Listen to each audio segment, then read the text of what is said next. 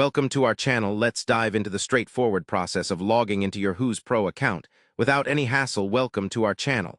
If you are ready to take your home design business to the next level, knowing how to access your Houzz Pro account efficiently is essential. First, open your preferred web browser and go directly to the official Houzz Pro website. At the top right corner, you will see the login button. Click it to begin the login process.